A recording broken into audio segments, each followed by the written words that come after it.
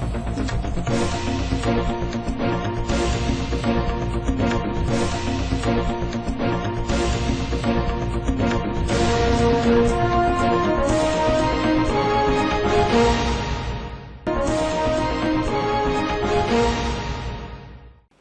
દર્શક મિત્રો, લોકમત ન્યૂઝ ચેનલમાં હું ભૂમિ મહેતા આપનું હાર્દિક સ્વાગત કરું છું। સમાચારની શરૂઆત કરતા પહેલા નજર કરીશું આજના મુખ્ય સમાચારો પર। રાજ્યમાં અનેક શહેરોમાં હિન્દુ મંદિરોને નોટિસ આપવાના મામલે આંતરરાષ્ટ્રીય હિન્દુ પરિષદના કાર્યકરો દ્વારા માંડવી ખાતે વિરોધ પ્રદર્શન કરાયું। વડોદરા શહેર જિલ્લામાં ગુરુ પૂર્ણિમાની શ્રદ્ધાપૂર્વક ઉજવણી કરાઈ। લોકોએ પોતાના આધ્યાત્મિક ગુરુ તથા શિક્ષા ક્ષેત્રના ગુરુઓના પગે લાગી આશીર્વાદ મેળવ્યા।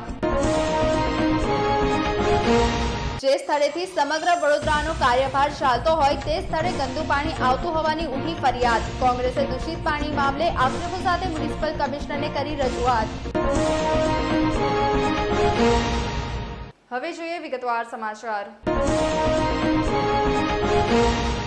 નારાયણ વિદ્યાલયને સ્ટ્રક્ચર સ્ટેબિલિટીનો રિપોર્ટ આપનાર વિનુ પટેલ વુડાની બિલ્ડિંગ સુરક્ષા કમિટીના સભ્ય બનાવ્યા હતા। હવે આ મામલે તપાસ બાદ પગલાં ભરશે તેમ અધિકારીએ જણાવ્યું હતું। વાઘોડિયા રોડની નારાયણ વિદ્યાલયની દિવાલ ધરાશાયી થવાની ઘટનામાં પાલિકાએ શાળાના ટ્રસ્ટીઓ સ્ટ્રક્ચર એન્જિનિયરને નોટિસ ફટકારી હતી। સ્ટ્રક્ચર સ્ટેબિલિટીનો રિપોર્ટ વિનુ પટેલે આપ્યો હતો। શહેરના વાઘોડિયા રોડની નારાયણ વિદ્યાલયમાં દિવાલ પડતા 5 વિદ્યાર્થીઓ નીચે પડતા એકને ઈજા થઈ હતી। આ ઘટના બાદ શનિવારે વોર્ડ 16ની કચેરી દ્વારા બિલ્ડિંગને સીલ કરાઈ છે। બિલ્ડિંગનું નિરીક્ષણ કરી મુજમવડા 4 રસ્તા પર સમન્વય સિલ્વર એપાર્ટમેન્ટના ઝરણા એસોસિએટ દ્વારા 12 જૂને સ્ટ્રક્ચર સ્ટેબિલિટી સર્ટિફિકેટ અપાયું હતું, જેમાં 37 દિવસમાં જ દિવાલ પડી જતા રિપોર્ટ સામે અનેક સવાલ ઉઠ્યા છે, જેને પગલે પાલિકાએ નોટિસ ફટકારી છે।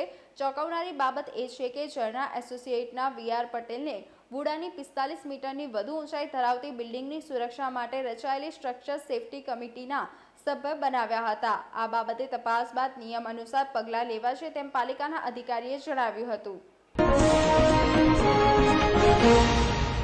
સાવલીમાં નાથી બીબી કી મસ્જિદ પર પથ્થરો પડતા ઉત્तेजना ફેલાઈ હતી। પોલીસે ચુસ્ત બંદોબસ્ત ગોઠવી દેતા નગરમાં શાંતિ પ્રવર્તી રહી છે।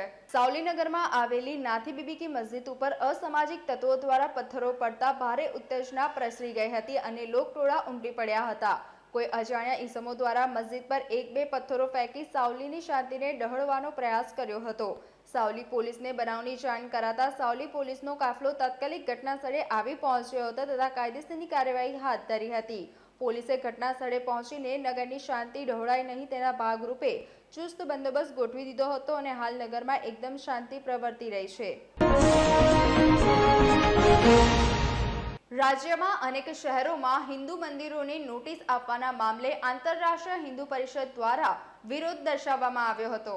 વડોદરાના ઐતિહાસિક માંડવી ખાતે આંતરરાષ્ટ્રીય હિન્દુ પરિષદના કાર્યકર્તાઓ દ્વારા ગુજરાત રાજ્યના વિકાસના નામે 32,000 હિન્દુ મંદિરોને દૂર કરવાની નોટિસ પાઠવવામાં આવી છે, જેથી હિન્દુ સંગઠનોની લાગણી દુભાતા આજરોજ આંતરરાષ્ટ્રીય હિન્દુ પરિષદ દ્વારા રાજ્યમાં આશરે 32,000 મંદિરોને આપેલ નોટિસ સામે વિરોધ પ્રદર્શન કરવામાં આવ્યો હતો। આંતરરાષ્ટ્રીય હિન્દુ પરિષદ દ્વારા સરકાર સામે ગંભીર આક્ષેપો કરવામાં આવ્યા હતા। આજરોજ આંતરરાષ્ટ્રીય હિન્દુ પરિષદ વડોદરા મહાનગર દ્વારા જે આપણે 4-5 દિવસથી જોવામાં આવી રહ્યું છે, આખા ગુજરાત ભરની અંદર ભાવનગર હોય, અમદાવાદ હોય, સુરત, ભરૂચ અને વડોદરામાં પણ હજારો મંદિરોને નોટિસ આપવામાં આવી છે। ગુજરાતભરમાં 25,000 મંદિરોને નોટિસ આપીને એને તોડવાના કામ પ્રશાસન કરી રહ્યું છે। આખા ગુજરાતમાં જો આ રીતે કામ ચાલી રહ્યું હોય તો સ્પષ્ટપણે દેખાય છે કે આ જે ગઝની અને ઔરંગઝેબ છે એ મંદિરો તોડવાનું કામ કરતા હતા, જે હિન્દુઓ આસ્થા તોડવાનું કામ કરતા હતા, અત્યારનું જે પ્રશાસન છે આ એ જ કામ કરી રહી છે। ગઝની અને ઔરંગઝેબ જે કામ મૂકીને ગયા છે, અત્યારનું પ્રશાસન એ રસ્તે ચાલી રહી છે। 25,000 મંદિરો તોડવા એટલે સંપૂર્ણપણે ધર્મનો નાશ કરવો એ રસ્તે સરકાર નીકળી પડી છે। અમે એનો વિરોધ કરવા માટે આવ્યા છે કે આ 25,000 મંદિરો જો તૂટશે તો સંપૂર્ણ હિન્દુ સમાજની ધાર્મિક આસ્થાઓ તૂટશે। અમે એને રોકવા માટે અને આવેદનપત્ર માતાજીને આવેદનપત્ર આપવા માટે આવ્યા છે। અત્યાર સુધી અમે સરકારના પ્રતિનિધિઓને આવેદનપત્ર આપ્યા। ઘણી બધી વખત ગુજરાતની અંદર 2004માં પણ 350 મંદિર ગાંધીનગર અને અમદાવાદમાં તોડ્યા હતા। ત્યાર પછી પણ અવિરતપણે જો આવી રીતે આ મંદિરો તૂટતા હોય તો અમારે પછી સરકારના પ્રતિનિધિને આવેદનપત્ર ના આપવાનું હોય, એટલે અમે માતાજીને આવેદનપત્ર આપીને પ્રાર્થના કરવા માટે આવ્યા છે કે આ જે મંદિરો તૂટી રહ્યા છે એ કોઈને કોઈ હિસાબે આ મંદિરો તૂટતા રોકવા જોઈએ.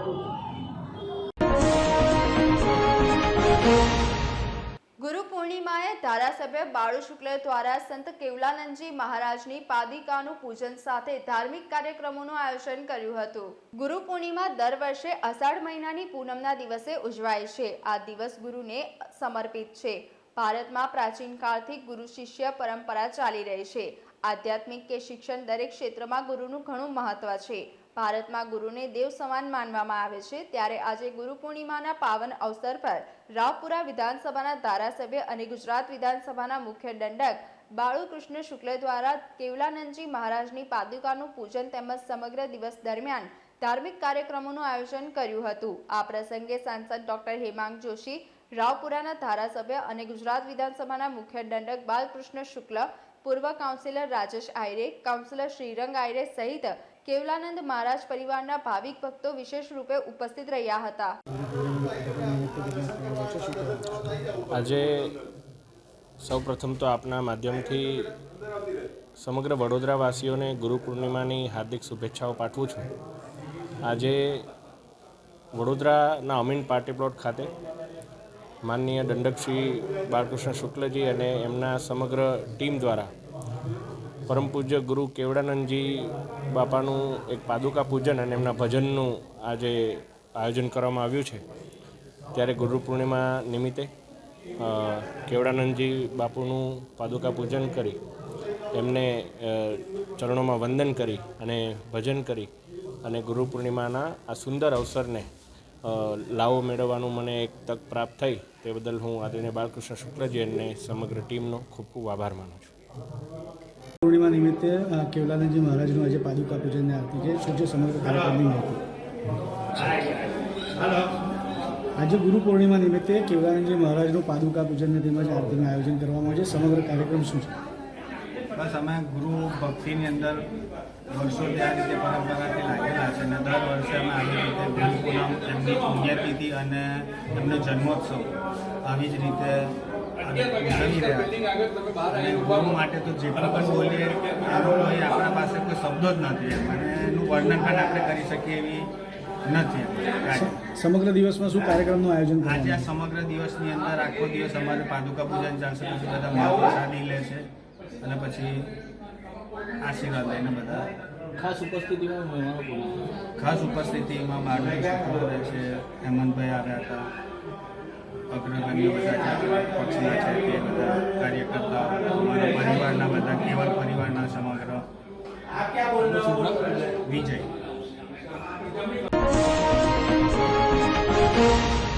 બેઠક મંદિર ખાતે ગુરુ પૂર્ણિમાની શ્રદ્ધાપૂર્વક ઉજવણી કરવામાં આવી હતી. આજે ગુરુ પૂર્ણિમા છે. આજના અવસરે બેઠક મંદિર ખાતે શ્રદ્ધાપૂર્વક ઉજવણી કરવામાં આવી હતી. તૃતીય ગૃહાધીશ કાકરોલી નરેશ પૂજ્યપાદ ગોસ્વામી 108 શ્રી ડોક્ટર વાગેશકુમારજી મહારાજશ્રીના આશીર્વાદ લેવા માટે મોટી સંખ્યામાં વૈષ્ણવો ઉપસ્થિત રહ્યા હતા. આ પ્રસંગે તૃતીય ગૃહાધીશ કાકરોલી નરેશ પૂજ્યપાદ ગોસ્વામી 108 શ્રી ડોક્ટર વાગેશકુમારજીએ ભક્તોને કહ્યું હતું કે સેવા અને સમર્પણ જીવનનું અભિન્ન અંગ બનાવો. સેવા દ્વારા પરમાત્માને પ્રાપ્ત કરવાનો આ બહોળો માર્ગ છે. તેનો સ્વીકાર કરી જીવનની તમામ ભાવો અને કામનાઓને પ્રભુના ચરણોમાં સમર્પિત કરો. ગુરુ પૂર્ણિમાના અવસરે મોટી સંખ્યામાં ભક્તોએ દર્શન કરી આશીર્વાદ મેળવી ધન્યતા અનુભવી હતી. કૃષ્ણમ વંદે જગદગુરુ. જય દ્વારિકાધીશ. સનાતન હિન્દુ ધર્મના મહામૂલો પર્વ એવો શ્રી ગુરુ પૂર્ણિમાનું પર્વ પ્રત્યેક જગતનો વ્યક્તિ, પછી રાજા હોય કે રંક, દરેક માટે ગુરુનું મહત્વ એક સમાન છે. જેમ ભગવાનની કૃપા દરેક જીવાત્મા પર સરખી હોય છે એવી રીતે જ ગુરુની કૃપા પણ દરેક જીવાત્મા પર સરખી હોય છે. પણ સેવા ધર્મ પરમ ગહનો યોગીનામપ્યગમ્ય. સેવા ધર્મ જે છે, જે યોગીઓને દુર્લભ છે, એવો સેવા ધર્મ જ્યારે પ્રભુ અને ગુરુ સાથે થાય ત્યારે જ એમની વિશેષ કૃપાનું દાન જીવાત્માને પ્રાપ્ત થતું હોય. એવી ગુરુ પૂર્ણિમા આજે વડોદરા બેઠક મંદિરની અંદર ખૂબ જ આનંદ અને ધામધૂમથી ઉજવવામાં આવ્યો છે. હું તમામ ભક્તજનોને આજના દિવસે એક જ સંદેશ આપી કે સેવા અને સમર્પણ એ જીવનનું અભિન્ન અંગ બનાવો અને સેવા દ્વારા પરમાત્માને પ્રાપ્ત કરવાનો આ બહોળો માર્ગ છે એનો સ્વીકાર કરીને જીવનની તમામ ભાવનાઓને અને કામનાઓને પ્રભુના ચરણોમાં સમર્પિત કરો, એ જ અભ્યર્થના સાથે વિરમું છું. પાલિકામાં ગંદુ પાણી હોવાના આક્ષેપ સાથે કોંગ્રેસે મ્યુનિસિપલ કમિશનરને રજૂઆત કરી હતી. સ્માર્ટ સિટીની મોટી વાતો થાય છે, પણ શાસકો અને અધિકારીઓ શહેરીજનોને પ્રાથમિક જરૂરિયાત એવું શુદ્ધ અને પૂરતા પ્રેશરથી પાણી આપી શકતા નથી.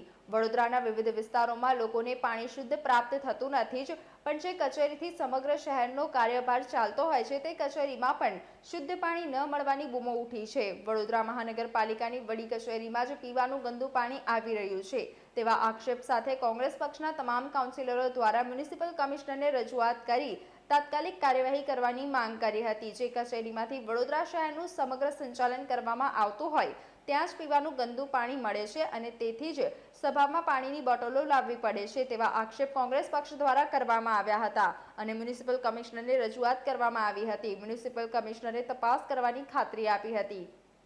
વાત કરી લી પીએમએલએ સંકલન પણ છે અને પછી મેં એની બાઇટે લેવાની છે. જી બેન. કોર્પોરેશનમાં આજે પીવાનું પાણી મંગાવતા સભાસદશ્રીઓને આ રીતનું પાણી આપવામાં આવ્યું. મેં મારી ઓફિસમાં પાણી મંગાવ્યું. સૌ પ્રથમ મને થયું કદાચ ગાતમાં કચરો હોય એટલે બીજો ગ્લાસ મંગાવ્યો, બીજો ગ્લાસ બી આ રીતનો. જો કોર્પોરેશનમાં આ રીતનું પાણી અપાતું હોય તો આ વિસ્તારના નાગરિકોને કેવું પાણી અપાતું હશે? બાળુભાઈ તો અહીંના લોકલ કોર્પોરેટર છે, એ તમને વધારે આનો ચિતાર આપી શકશે. પણ આ પાણી જોઈને લાગે છે કે કોઈ બી સંજોગમાં આ રીતનું પાણી નાગરિકોને આપી શકાય નહીં. આ બાબતે કમિશનરશ્રીને રજૂઆત કરવા જઈએ છે કે જો કોર્પોરેશનમાં જ આ રીતનું પાણી અપાતું હશે તો આ વિસ્તારના નાગરિકોને કેવું પાણી, અને જે રીતે રોગચાળો વડોદરા શહેરમાં ફેલાઈ રહ્યો છે તો દેખીતું છે જો આવું પાણી સપ્લાય કરે તો કોલેરાના, ડેન્ગ્યુના અને તમામ જે વોટરબોર્ન ડિઝીઝીસ છે તમામ ડિઝીઝના કેસ વધવાના જ છે. ટાઇફોઇડના બી વધશે અને તમામ કેસ વધશે.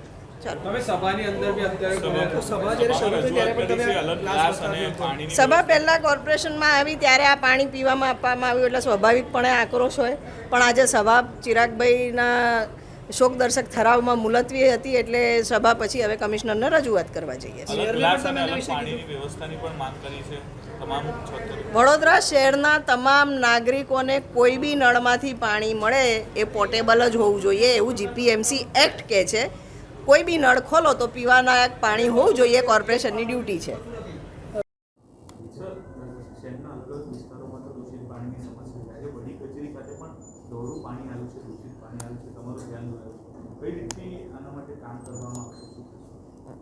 ઘણી જગ્યાએ કદાચ લાઇન કોલેપ્સ થવાના કારણે અથવા લીકેજના કારણે કોન્ટામિનેશનના પ્રશ્નો આવતા હોય છે. લગભગ 14 જગ્યાએ એવા પ્રશ્નો ધ્યાને આવ્યા હતા. છેલ્લા 3 દિવસમાં બધા સોલ્વ કરાવ્યા છે, જેમાં રબારીવાસ છે, ખોડિયારવાસ છે, અન્ય ગણેશનગર છે, એ બધા જગ્યાએ અમે કાર્યવાહી કરી છે. બધા વોર ફૂટિંગ પર બધા જે કનેક્શન્સ છે એને રેક્ટિફાય કર્યા છે, એના સેમ્પલ લીધા છે. સેમ્પલ હવે સારા છે. એટલે સમયાંતરે ક્યાંક લીકેજના કારણે આ ઇસ્યુ આવે છે, હું માનું છું. જોડે આજે અમને કોર્પોરેશનમાંથી ગ્લાસમાંથી પાણી લઈને અમને બતાવ્યું છે. અમે જોઈએ ક્યાંથી એ પાણી આવ્યું છે. પહેલાં તો એ જોવું પડે કે પાણી આવ્યું છે ક્યાંથી, એ જોઈ અને પછી જો કદાચ અહીંયા કંઈક લીકેજનો પ્રશ્ન હશે તો અહીંયા પણ સોલ્વ કરાવશું.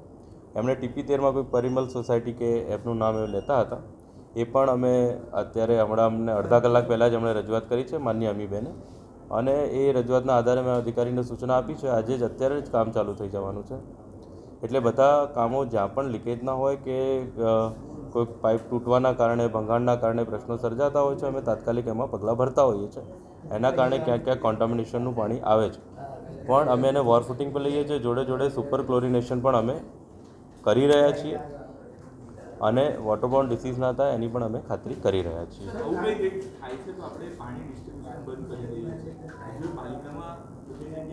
નહીં, જ્યાં પણ આવું થાય છે અમે એને ડમી મારી એને સેપરેટ કરી એનું રેક્ટિફિકેશન કરીએ છીએ. લોકોને અગવડ ના પડે તો ટેન્કર મોકલીએ છીએ, એમના પાણીના ઓલ્ટરનેટ વ્યવસ્થા કરીએ છીએ અને પછી એને તાત્કાલિક રેક્ટિફાય કરી એના સેમ્પલ લઈ ઓકે કરાવડાવીએ છીએ. તમારી સામે જે બોલીને ગયા કે કાલે કોલેપ્સ થયું હતું તો ક્રેનથી કાઢીને પુષ્પાબેન વાઘેલાએ જ કીધું કે કોલાપ્સ થયું તો ક્રેનથી કાઢી અને તાત્કાલિક રિપેર કર્યું છે. એમના કહેવાથી એકદમ સડનલી રિપેર થાય છે, મને મેસેજ કરે છે તો અમે ઇમિડિયેટલી રિપેર કરાવીએ છીએ. અને આ રીતે એક મિનિટ બોલવા દો ને, આવા જે પ્રશ્નો હોય છે અમે વોર ફૂટિંગ પર લઈ રહ્યા છીએ. બોલો ક્યાં? નહીં, પહેલાં મારે જોવા તો ક્યાંથી પાણી આવ્યું, કોણે આપ્યું, કઈ રીતે આપ્યું, મને એને પૂછવા દો અને પછી જરૂર જણાશે તો અમે એના પગલાં ભરશું અથવા એને રેક્ટિફિકેશન કરશું. અધિકારીઓમાં સંકલનનો અભાવ નથી. અમે મિટિંગ દર મંગળવારે કરી છે, જો કદાચ હશે તો પણ સોલ્વ કરી દઈશું. Thank you. પાલસવાડા ક્રોસિંગ નજીક સ્ટેટ મોનિટરિંગ સેલ ગાંધીનગર દ્વારા 2 ગાડીઓમાં લઈ જવાતો વિદેશી દારૂનો જથ્થો ઝડપી પાડ્યો હતો. ડભોઈ વડોદરા રોડ ઉપર પાસલવાડા ક્રોસિંગ નજીક સ્ટેટ મોનિટરિંગ સેલના જવાનો વાહન ચેકિંગ કરી રહ્યા હતા. તે અરસામાં છોટાઉદેપુર તરફથી 2 કાર આવતા ચેકિંગ કરતા બંને કારમાં વિદેશી દારૂ કુલ બોટલ 4108 કિંમત ₹4,10,800ની મળી આવેલ. સ્ટેટ મોનિટરિંગ સેલના ટીમ દ્વારા બંને કાર ચાલકને ઉતારી નામ પૂછતા રઝાક અબ્દુલ મંસૂરી અને દિલીપ મહેન્દ્રભાઈ પરમાર નાઓના નામ જણાવેલ. બંનેની ધરપકડ કરી મુદ્દામાલ ક્યાંથી લાવ્યા અને ક્યાં લઈ જતા હતા તે આધારે કુલ 6 લોકો સામે ગુનો દાખલ કરી અન્ય 4ને વોન્ટેડ જાહેર કરી કાયદેસરની કાર્યવાહી હાથ ધરી. સ્ટેટ મોનિટરિંગ સેલ દ્વારા કાર, રોકડ રકમ અને દારૂ મુદ્દામાલ સહિત કુલ ₹24 લાખ ઉપરાંતનો મુદ્દામાલ ઝડપી કાર્યવાહી હાથ ધરી હતી. વરણામા પોલીસે બાતમીના આધારે વિદેશી શરાબનો જથ્થો લઈને વડોદરા તરફ આવનાર કારને ઝડપી પાડીને 29,000ની કિંમતનો વિદેશી શરાબનો જથ્થો જપ્ત કર્યો હતો. પ્રાપ્ત માહિતી અનુસાર વડોદરા શહેર નજીક વરણામા પોલીસ મથકના સ્ટાફને બાતમી મળી હતી કે મારુતિ સુઝુકી 4-વ્હીલર કાર વિદેશી શરાબનો જથ્થો ભરીને વડોદરા શહેર તરફ આવનાર છે. જે બાતમીને આધારે પોલીસે કેનલપુર નજીક વોચ ગોઠવી હતી. થોડી વારમાં પાસિંગની 4-વ્હીલર કાર આવી પહોંચતા તેને કોર્ડન કરીને તપાસ શરૂ કરી હતી. આ દરમિયાન કારમાં સીટ પાછળ વિદેશી શરાબની 215 જેટલી બોટલો મળી આવી હતી. કારમાંથી શરાબ મળતા કાર ચાલક જગુભાઈ માનસિંગ રાઠવા રહી છોટાઉદેપુરની ધરપકડ કરીને પોલીસે 1,70,000ની કાર તેમજ 29,000ની કિંમતના શરાબના જથ્થાને કબજે લઈ કાયદેસરની કાર્યવાહી હાથ ધરી હતી. આજે ગુરુ પૂર્ણિમાના પાવન અવસરે વડોદરાના દત્ત મંદિર ખાતે ધાર્મિક કાર્યક્રમનું આયોજન કરવામાં આવ્યું હતું. સમગ્ર દેશમાં આજે ગુરુ પૂર્ણિમાની શ્રદ્ધાપૂર્વક ઉજવણી કરવામાં આવી હતી. વડોદરાના કીર્તિ મંદિર ખાતે આવેલ દત્ત મંદિરના ગુરુ પૂર્ણિમા નિમિત્તે આ વર્ષે પણ ધાર્મિક કાર્યક્રમોનું આયોજન કરવામાં આવ્યું હતું. વહેલી સવારથી જ ભગવાન દત્તાત્રેયને પુષ્પહારની સાથે શણગારવામાં આવ્યા હતા. મંદિરને પણ સુશોભિત કરવામાં આવ્યું હતું. ભગવાન દત્તાત્રેયના પૂજન અર્ચન કર્યા બાદ ભાવિક ભક્તોને દર્શન માટે દ્વાર ખુલ્લા મૂકવામાં આવ્યા હતા. ગુરુ પૂર્ણિમા દર વર્ષે અષાઢ મહિનાની પૂનમના દિવસે ઉજવાય છે. આ દિવસ ગુરુને અર્પિત છે. ભારતમાં પ્રાચીન કાળથી ગુરુ શિષ્ય પરંપરા ચાલી રહી છે. આધ્યાત્મિક કે શિક્ષણ દરેક ક્ષેત્રમાં ગુરુનું ઘણું મહત્વ છે. ભારતમાં ગુરુને દેવ સમાન માનવામાં આવે છે. ભક્તોએ દર્શન કરીને આશીર્વાદ મેળવીને ધન્યતા અનુભવી હતી.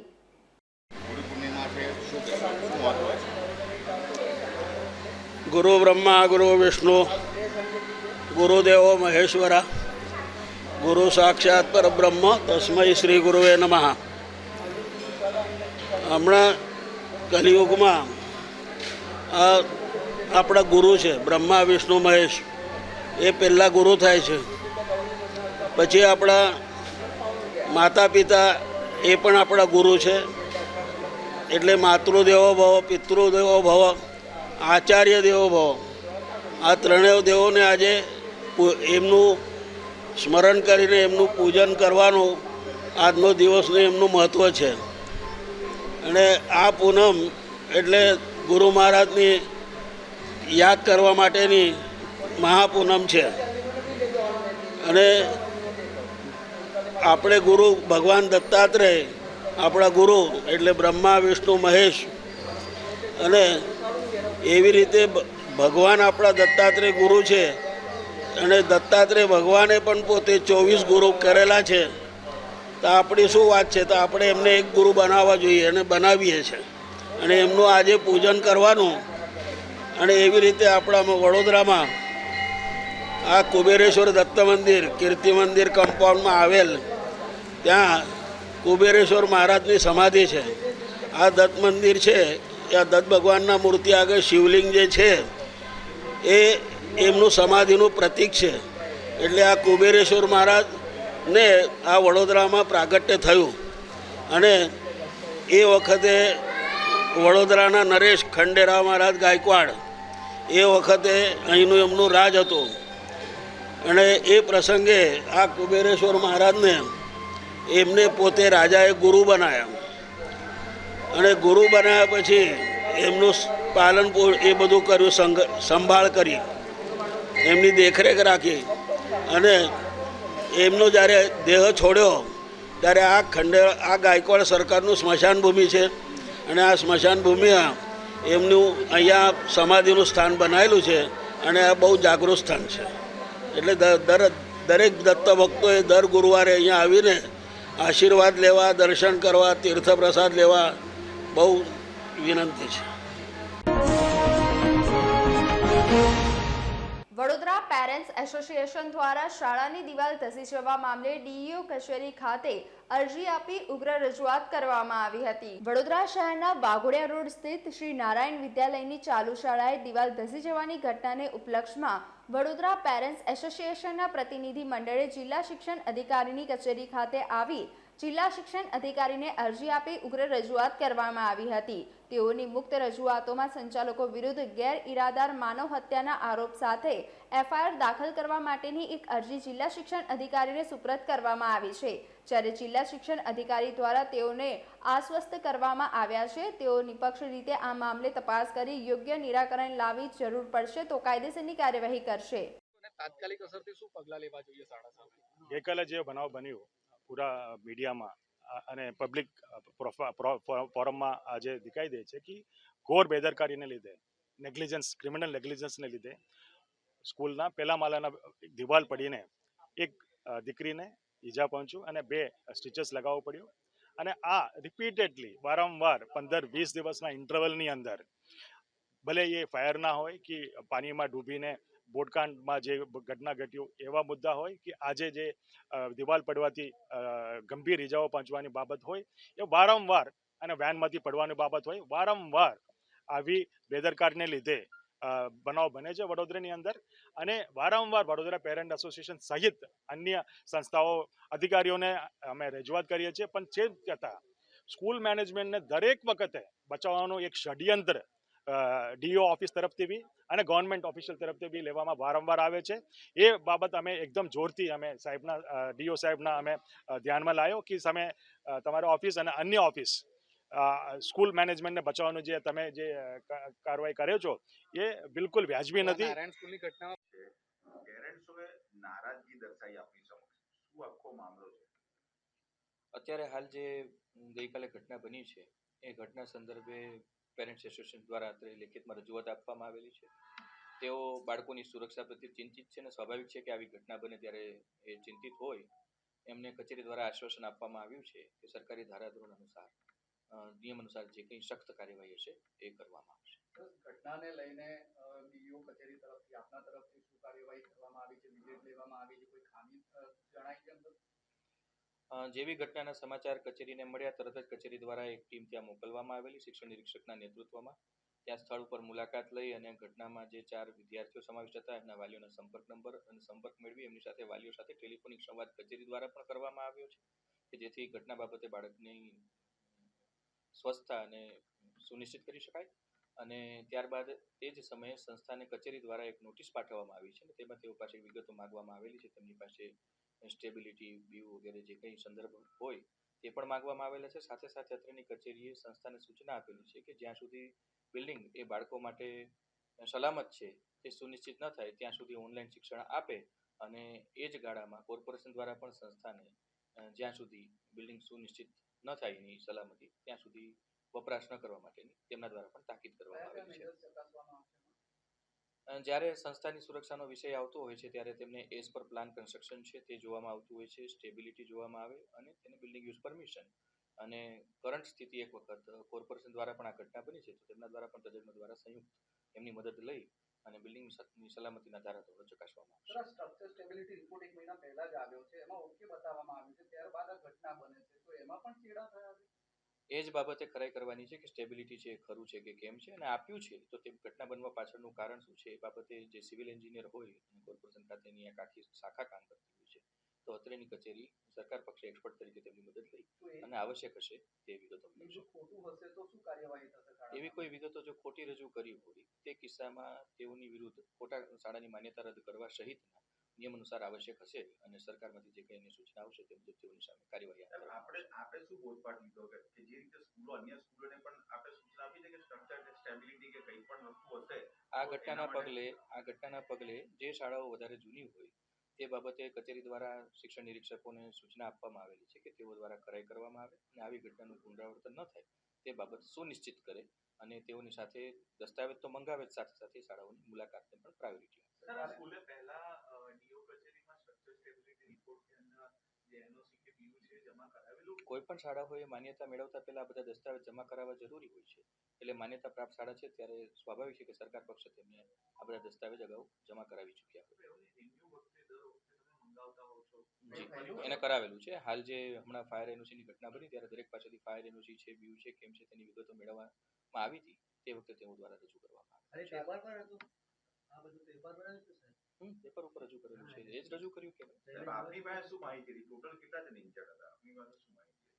અમારી પાસે જે વિગતો આવી છે એમાં 4 વિદ્યાર્થીઓ પડવા પામેલા છે અને 4 વિદ્યાર્થી પૈકી એક વિદ્યાર્થીને માથામાં 2 ટાંકા આવેલા છે અને ચારેય વિદ્યાર્થીઓના વાલીઓ સાથે કચેરીના શિક્ષણ નિરીક્ષક શ્રી દ્વારા ટેલિફોનિક સંવાદ કરી અને આ બાબતની ખરાઈ કરવામાં આવી. ચારે સેફ છે, એક બાળકને 2 ટાંકા છે પણ એકંદરે હાલ ચારે સ્વસ્થ છે.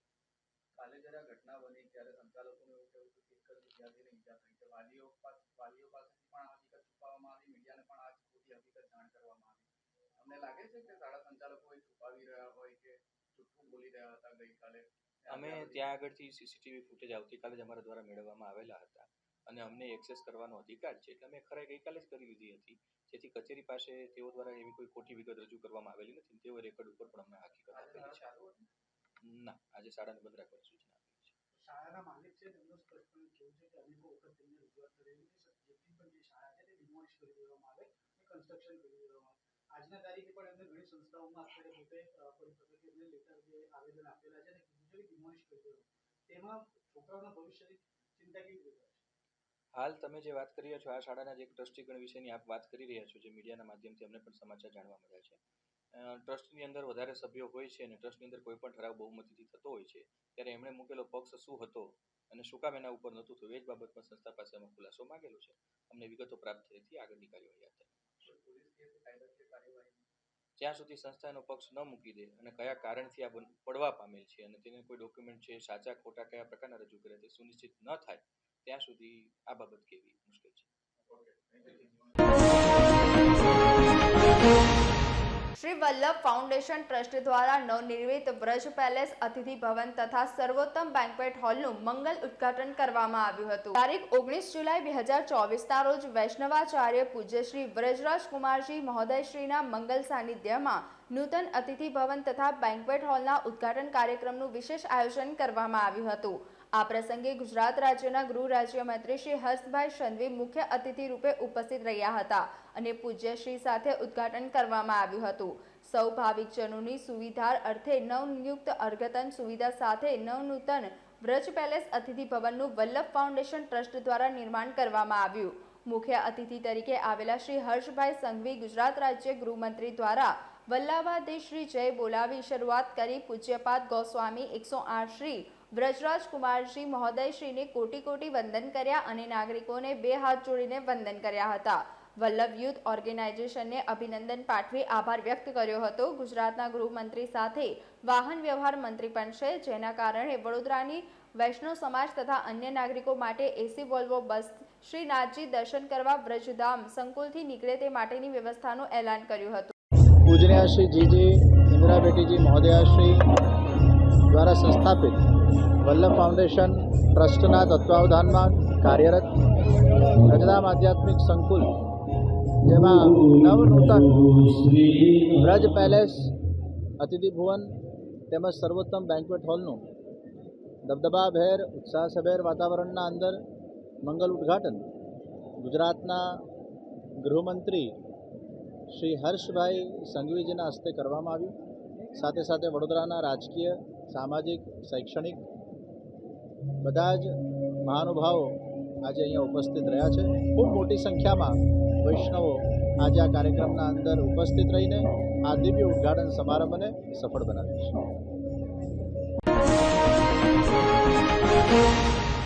ડોક્ટર આંબેડકર આવાસ યોજના થકી ગુણેઠા ગામના રામાભાઈને પોતાના સ્વપ્નનું ઘર મળ્યું છે. ડોક્ટર આંબેડકર આવાસ યોજના થકી નર્મદા જિલ્લામાં અનેક નાગરિકોને પોતાનું ઘર હોવાનું સ્વપ્ન સાકાર થયું છે. ત્યારે ગડોરેશ્વર તાલુકાના ગુણેઠા ગામના શ્રી રોહિત રામાભાઈ રણછોડભાઈને પણ ડોક્ટર આંબેડકર આવાસ યોજનાનો લાભ મળ્યો છે. શ્રી રામાભાઈને પોતાના સ્વપ્નનું ઘર બનાવવાના સાકાર થતાં જણાવ્યું કે તેઓ શ્રી ઘર પરિવાર સહિત પૌત્ર સાથે મકાનમાં રહે છે. આર્થિક પરિસ્થિતિ સારી ન હોવાને કારણે નવું ઘર બનાવી શકીએ એવી કોઈ આવક ન હતી કે જેનાથી પૂરતી સગવડવાળું ઘર બનાવી શકીએ. પણ જ્યારે ડોક્ટર આંબેડકર આવાસ યોજના થકી હું મારા પરિવાર સાથે પાકા મકાનમાં ખુશાલીથી રહું છું. આજે રાજ્ય સરકારશ્રીના આ સહાય આશીર્વાદ સમાન બની છે. શ્રી રામાભાઈ આનંદની લાગણી અનુભવતા જણાવે છે કે પહેલાં તેઓ કાચા મકાનમાં રહેતા હતા. ચોમાસામાં ઘણી તકલીફ પડતી હતી. ઘરમાં પાણી ગળતું હોવાથી મચ્છર ઉપદ્રવ્ય વધી જતા હતા, જેનાથી ઘણું હેરાન થવું પડતું હતું. ડોક્ટર આંબેડકર આવાસ યોજના અંગે તાલુકા પંચાયત ખાતેથી માહિતી મળતા જિલ્લા પંચાયત ખાતે જઈને અરજી કરી હતી. જિલ્લા સમાજ કલ્યાણ અધિકારી કચેરી જિલ્લા પંચાયત રાજપીપળા દ્વારા સરકારશ્રીની આ યોજનાની સહાયના પ્રથમ હપ્તાની રકમ 40,000 તારીખ 19/6/2023, બીજા હપ્તાની રકમ 60,000 તારીખ 22/2/2024 અને ત્રીજા હપ્તાની રકમ 20,000 તારીખ 24/6/2024ના રોજ મંજૂર થયેલ છે. આમ કુલ 1,20,000ની મકાન સહાય મળેલ છે. એની સાથે અમારી બચતનો ઉપયોગ કરી આ મકાન બનાવેલ છે. અમે સૌ પરિવાર ખૂબ જ ખુશ છીએ કે ડોક્ટર આંબેડકર આવાસ યોજના અંતર્ગત પાકું મકાન બનાવવાનું સ્વપ્ન સાકાર થયું છે.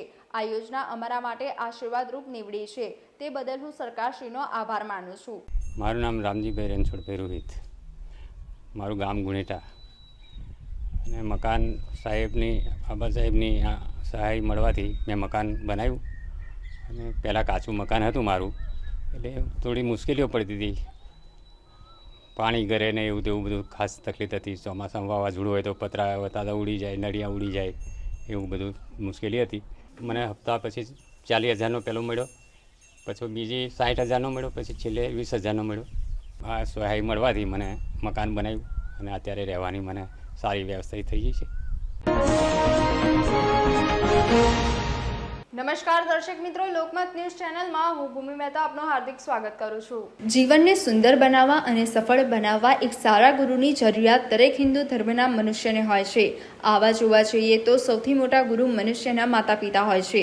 ત્યારબાદ પોતાના ધર્મના સનાતની સાધુ સંતને ગુરુ તરીકે અને એને જીવનમાં સાચા માર્ગ ઉપર ચાલવા અને જીવન જીવવાની કળા શીખવે તેવા શિક્ષકો આપના ગુરુ તરીકે મનાય છે. આજે ગુરુ પૂર્ણિમા એટલે ગુરુને નમન કરવાનો દિવસ હોય ત્યારે ડભોઈ પંથકમાં આવેલા વિવિધ આશ્રમ, મંદિર અને સાધુ સંતોના ત્યાં ગુરુ પૂજન કાર્યક્રમ યોજવામાં આવ્યા. ડભોઈ પીઠ પ્રેમધરા આશ્રમ ચનવાડા ખાતે પરમ પૂજ્ય મસ્ત દાદુરામના સાનિધ્યમાં મોટી સંખ્યામાં શિષ્યોએ ગુરુ પૂજન કર્યું. આ સાથે ડભોઈ 17 ગામ પટેલવાડી ખાતે આત્મીય વિદ્યાધામ બકરોલના સ્વામિનારાયણ સંપ્રદાય હરિભક્તો દ્વારા પ્રગટ ગુરુ હરિ પરમ પૂજ્ય પ્રબોધ સ્વામીજીના દિવ્ય સાનિધ્યમાં અને પૂજ્ય શ્રીજી ચરણ સ્વામી તેમજ પૂજ્ય સાધુ સૌરભ સ્વામીના પ્રત્યક્ષ સાનિધ્યમાં ગુરુ પૂર્ણિમાનો ઉત્સવ ઉજવવામાં આવ્યો. જેમાં હરિપ્રબોધમ પરિવારના ડભોઈ, નસવાડી અને છોટાઉદેપુરના હરિભક્તો મોટી સંખ્યામાં ગુરુ પૂર્ણિમા નિમિત્તે ઉપસ્થિત રહી ઉપસ્થિત સંતોનું ગુરુ પૂજન કર્યું હતું અને સત્સંગ કથાનો લાભ લીધો હતો. તો બદ્રીનારાયણ મંદિર ખાતે પૂજ્ય 1008 સુદર્શનાચાર્ય મહારાજ અને નીલકંઠ પાર્ક સ્વામિનારાયણ મંદિર ખાતે પુરાણી સ્વામીમાં સાનિધ્યમાં ગુરુ પૂજન કાર્યક્રમો થયા. આ પ્રસંગે દર્ભાવતીના ધારાસભ્ય શૈલેષભાઈ મહેતા, પાલિકા પ્રમુખ બિરેન શાહ, શશિકાંત પટેલ, ડોક્ટર બીજે બ્રહ્મભટ્ટ સહિત આગેવાનો અને ગુરુ શિષ્યોએ ગુરુ વંદના કરી આશીર્વાદ લીધા હતા. હું મારી જાતને ગુરુ તો ના કહેવાય છું, જન્મે બ્રાહ્મણ છું અને હું પોતે એવું માનું છું કે રાજસત્તા કરતાં ધર્મસત્તા મહાન હોય છે. આજનો દિવસ ગુરુ પૂર્ણિમાનો છે અને આપણા શાસ્ત્રોમાં કીધું છે ગુરુ બ્રહ્મા, ગુરુ વિષ્ણુ, ગુરુદેવ મહેશ્વરા, ગુરુ સાક્ષાત પરમ બ્રહ્મા, તસ્મૈ શ્રી ગુરુવે નમઃ. એટલે ગુરુનું સ્થાન આપણે ત્યાં ખૂબ ઊંચું બતાવવામાં આવ્યું છે. ગુરુ વગર ભગવાન પણ પ્રાપ્ત નથી થતા. ત્યારે આજે ગુરુ પૂર્ણિમાના દિવસે જે સંતો છે એના આશીર્વાદ લેવાના, ગુરુઓના આશીર્વાદ લેવાના, અને જે દર્ભાવતીના યુવાનો જે મને આઈડલ માને છે કે જે ઘણા ગુરુ તરીકે પણ આશીર્વાદ લેવા આવતા, એ તમામને હું શુભેચ્છા આપું, આશીર્વાદ આપું અને દર્ભાવતીના વિકાસમાં એ તમામ યુવાનોનો સહયોગ મળે એવી અપેક્ષા રાખું. સાથે જ જે દર્ભાવતી નગરી અને ડભોઈ તાલુકામાં જે સંતો વસે છે, જે મહાત્માઓ વસે છે, એમની પાસે એવો આશીર્વાદ માગું છું કે મને દર્ભાવતી નગર અને ડભોઈ વિધાનસભાનો વિકાસ કરવાની શક્તિ આપે અને એમાં જે કંઈ અડચણો આવતી હોય એ દૂર કરવાની મને તાકાત આપે. આજના દિવસે ગુરુ પાસે એ જ અપેક્ષાઓ. બ્રાહ્મણનું કામ જ તમામ સમાજના લોકોને સાચી દિશા આપવાનું છે. એટલે બ્રાહ્મણ તરીકે યુવાનો મારી પાસે કંઈક માર્ગદર્શન માંગવા આવે તો એમને સાચી દિશા આપવાનું મારું કામ છે. ધારાસભ્ય અલગ વાત છે, બ્રાહ્મણ તરીકેના મારી પર જે વિશ્વાસ રાખતા હોય એના માટે અલગ રીતે કામ કરવાનું હોય છે. એટલે બ્રાહ્મણ તરીકે આશીર્વાદ લેવા આવે કે એમને સાચું માર્ગદર્શન આપવામાં આવે તો સાચી દિશા આપવું, એમને જીવનમાં પ્રગતિ કરે એવા સૂચનો કરવા એ કર્તવ્ય છે અને એ કર્તવ્ય જરૂર નિભાવીશ. સહજાનંદ સ્વામી મહારાજની જય. સૌ ભક્તોને જય સ્વામિનારાયણ. આજ રોજ ડભોઈ મુકામે સત્તરગામ સમાજ પટેલવાડીની અંદર ગુરુ પૂર્ણિમાનો ઉત્સવ પ્રબોધમ પરિવાર દ્વારા ખૂબ જ ભવ્યતા અને દિવ્યતાથી ખૂબ જ ધામધૂમપૂર્વક ઉજવવામાં આવ્યો, જેમાં ડભોઈ તાલુકાના તથા છોટાઉદેપુર, નસવાડી અને આજુબાજુના ગામડાના મોટી સંખ્યામાં ભક્તો ઉપસ્થિત રહી અને આ ગુરુ પૂર્ણિમા ઉત્સવનો લાભ લીધો હતો. બાકરોલ આત્મીય ધામ વિદ્યાનગરના પ્રગટ ગુરુહરિ પરમ પૂજ્ય પ્રબોધ જીવન સ્વામીજીના દિવ્ય સાનિધ્યમાં તથા પ્રાદેશિક સંત પૂજ્ય સિદ્ધિચરણ સ્વામી તથા પૂજ્ય સાધુ સરોજ સ્વામીજીના પ્રત્યક્ષ સાનિધ્યમાં આ ઉત્સવ ઉજવવામાં આવ્યો. સૌ ભક્તોએ સંતોનું પૂજન કરી અને કથા વાર્તાનો લાભ લીધો અને સંતોના આશીષ મેળવ્યા હતા. આપણે કહેવાય છે કે હિન્દુ સંસ્કૃતિની અંદર ગુરુનું મહિમા ખૂબ જ અનેરો ગણવામાં આવ્યો છે. કહેવાય છે કે ગુરુ ગોવિંદ દોણો ખડો તિનકો લાગુ પાઈ, ગુરુ બલિહારી ગુરુ દેવ કી જેને ગોવિંદ દિયો બતાઈ, ગુરુ બિને જ્ઞાન ન નીપજે. એમ ગુરુ વિના આપણા આત્માની યાત્રા ભગવાન સન્મુખ ચાલતી નથી અને ખરેખર ગુરુ વગર આપણને સાચું જ્ઞાન પ્રાપ્ત થતું નથી. તો આવા દિવ્ય સાનિધ્યની અંદર સંતોનું પૂજન કરી કથા વાર્તાનો લાભ મેળવી અને સૌ ભક્તોએ ધન્યતા અનુભવી હતી. સમાચારોના અંતમાં એક નજર કરીશું આજના મુખ્ય સમાચાર પર. રાજ્યમાં અનેક શહેરોમાં હિન્દુ મંદિરોને નોટિસ આપવાના મામલે આંતરરાષ્ટ્રીય હિન્દુ પરિષદના કાર્યકરો દ્વારા માંડવી ખાતે વિરોધ પ્રદર્શન કરાયું. વડોદરા શહેર જિલ્લામાં ગુરુ પૂર્ણિમાની શ્રદ્ધાપૂર્વક ઉજવણી કરાઈ. લોકોએ પોતાના આધ્યાત્મિક ગુરુ તથા શિક્ષા ક્ષેત્રના ગુરુઓના પગે લાગી આશીર્વાદ મેળવ્યા. જે સ્થળેથી સમગ્ર વડોદરાનો કાર્યભાર ચાલતો હોય તે સ્થળે ગંદુ પાણી આવતું હોવાની ઉઠી ફરિયાદ. કોંગ્રેસે દૂષિત પાણી મામલે આક્ષેપો સાથે મ્યુનિસિપલ કમિશનરને કરી રજૂઆત. તો આજના સમાચાર અહીંયા સમાપ્ત થાય છે. વધુ સમાચારો સાથે આવતીકાલે ફરીથી મુલાકાત થશે. ત્યાં સુધી લોકમત ન્યૂઝ ચેનલની સમગ્ર ટીમને રજા આપશો. નમસ્કાર.